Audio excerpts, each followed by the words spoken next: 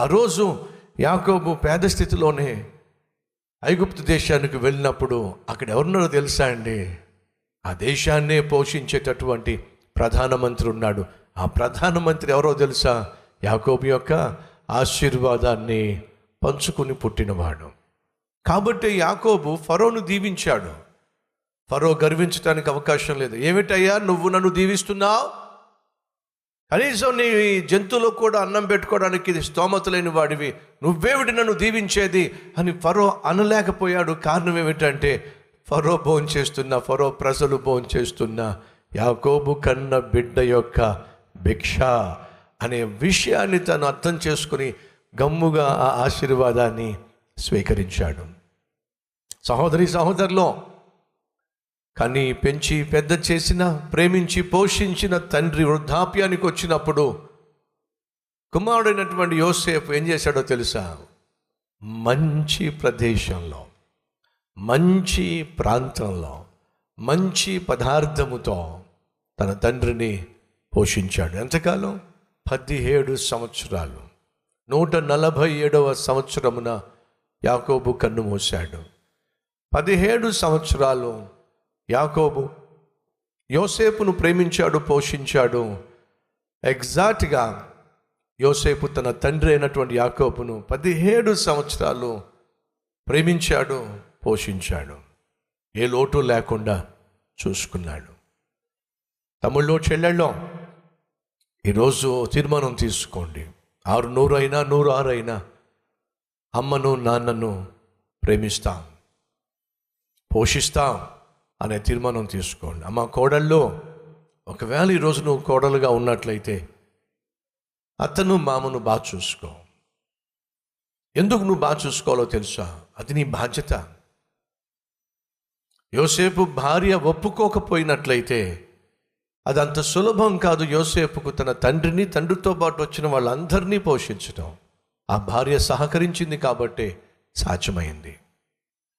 నీ అత్తను మామను నీ భర్త ప్రేమగా చూసుకోవాలి అంటే ఖచ్చితంగా నువ్వు సహకరిస్తేనే సాధ్యమవుతుంది.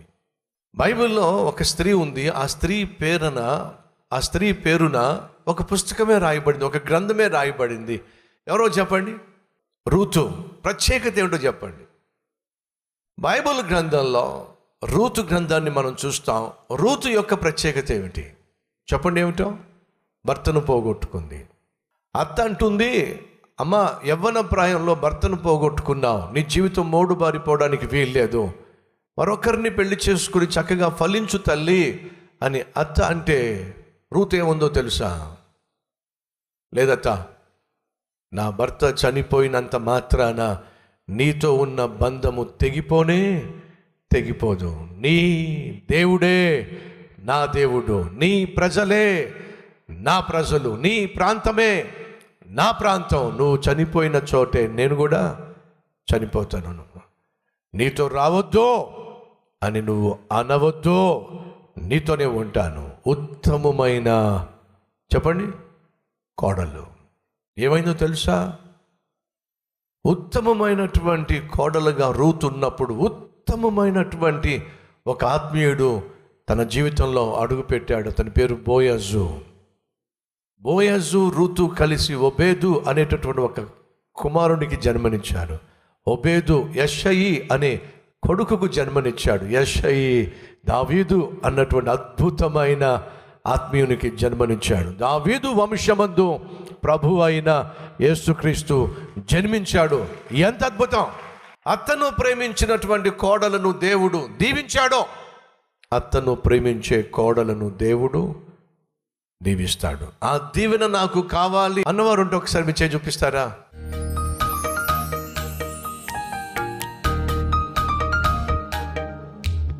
మహాపరిశుద్ధుడు అయిన ప్రేమ కలిగిన తండ్రి, యాకోబు తన కుమారుణ్ణి ప్రేమించాడు, పోషించాడు. యాకోబును నీవు దీవించావు. అదే దీవెన యాకోబు ద్వారా యోసేపు అనుభవించాడు. యాకోబు పేద స్థితిలోనే ఐగుప్తుకు వెళ్ళినా ఐగుప్తునే పోషించేటటువంటి స్థితికి తన కుమారుణ్ణి తీసుకెళ్ళావు. నాయనా, ఈరోజు మా మధ్య ఉన్నటువంటి పేద తల్లులను, పేద తండ్రులను దీవించు నాయన, ఆశీర్వదించు నాయన. వారి ఆశీర్వాదముతో బిడ్డలు వర్ధిల్లులాగున సహాయం చేయ. నేను ఒక పేద తల్లికి పేద తండ్రికి పుట్టినవాడిని, కానీ ఆ పేద తల్లిదండ్రులను నువ్వు దీవించావు. వారి మీద ఉంచిన ఆ దీవెన ఇదిగో నాయన బిడ్డలుగా మాతో పంచావు. ఈరోజు అనేక మందికి ఆశీర్వాదంగా మార్చావు నాయన. ప్రతి ఇంటిలో నుండి ఒక యోసేపు రావాలి, లేవాలి నాయన. అలాగే ప్రతి ఇంటిలో నుండి ఒక సేవకుడు లేవాలి నాయన. కాబట్టి ఈరోజు తీర్మానం తీసుకుంటున్నా, అమ్మను నాన్నను ప్రేమిస్తాం, పోషిస్తాం, మంచి స్థితిలో చూసుకుంటాం, ఉన్న స్తోమతను బట్టే నాయన. అట్టి కృప మాకు దయచేయాల్సిందిగా కోరుతూ యేసు నామం పేరట వేడుకుంటున్నాము తండ్రి, ఆమెన్.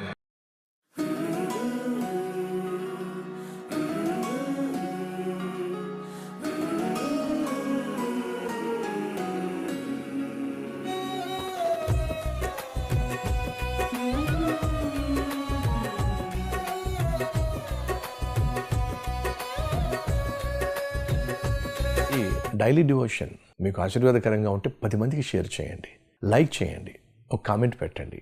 దేవుడు మీకు తోడై ఉండును గాక. షలోమ్.